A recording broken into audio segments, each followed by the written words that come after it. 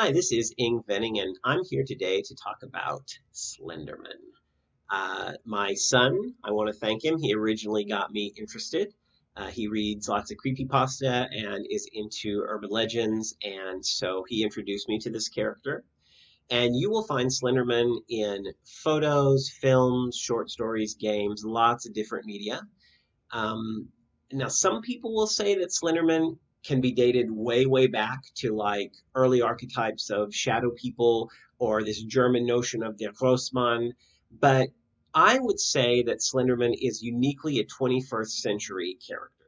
Now, that's not just because the original photos about Slenderman were posted in 2009 by Victor Surge, whose real name is Eric Knudsen or Knudsen. I'm not 100% on how to pronounce it.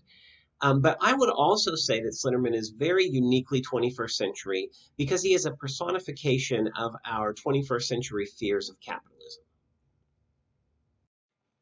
So I think that we can see how Slenderman personifies these fears if we look at the symbols that are associated with him. So, for instance, I've never seen a depiction of Slenderman where he wasn't wearing a suit and a tie.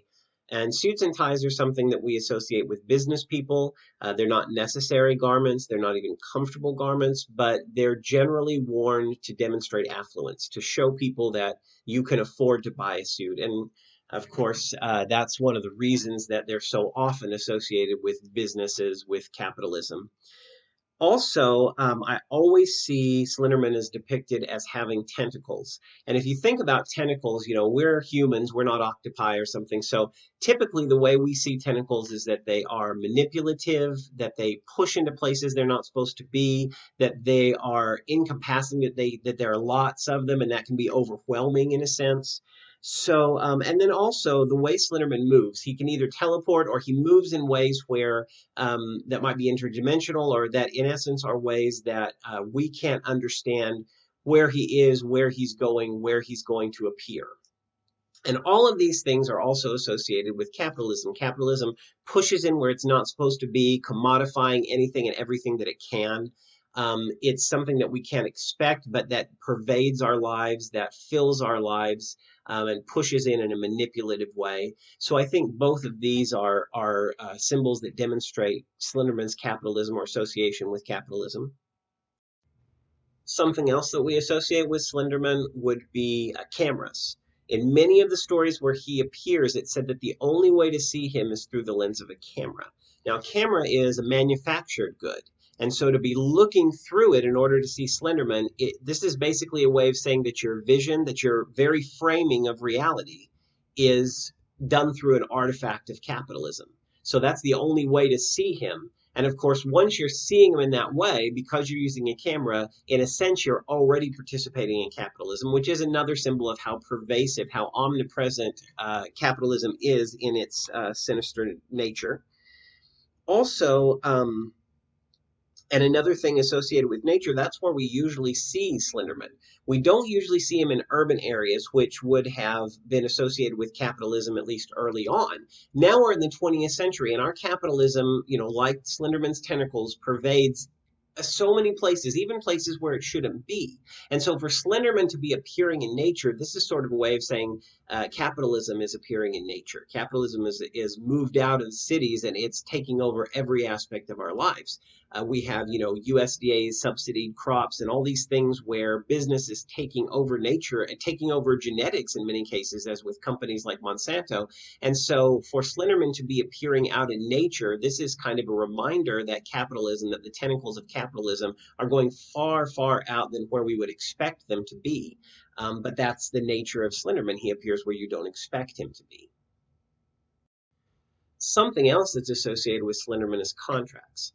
Now, sometimes Slenderman will, especially with orphans, will make children into proxies in the way that capitalist companies use branding to make proxies of children.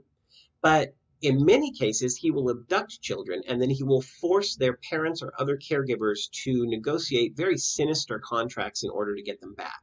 So, for instance, one of the most common things is that they would have to abduct a number of other children and offer them to Slenderman. And usually, when they do get the children back, if they get them back at all, the children are in pieces or they're zombies or something horrible will have happened to them. And I think this is indicative of how capitalism takes over our lives, degrades and corrupts our morals, puts us in situations that there's no way to get out on ethical footing, and poisons the relationships we have, even bonds that are as deep and loving as, for instance, a parent's or caregiver's relationship with a child. We can see capitalism and Slenderman as united in this way, if Slenderman is a symbol of capitalism in this way. A couple of resources I want to mention at the end of this post. If you're interested in learning more about how capitalism affects kids, watch a great documentary called Consuming Kids. It's it's a disturbing documentary in many ways, but it's really well made and has a lot of great information, especially if you're a parent or caregiver to children or a child. Please watch it. You might also be interested in a story that I wrote that uses Slenderman archetypes. It's one of my hybrid retellings, so it draws from the Slenderman stories and legends. It also draws from the Christian Old Testament, a lot of it from the book of Exodus, and there's a Moses type character and a character that's like his brother as well as the Slenderman character. And as usual, please like, comment, share, subscribe. Let me know if you have other ideas about Slenderman. You can write me at ing@ingventing.com or message me or comment. And if you have other arts that you would like to talk about, let me know. I want to continue to grow this channel as a quality forum for exegesis and analysis of the arts. And I'd love to hear from people. So thank you very much, and everyone have a fantastic day until the next blog video.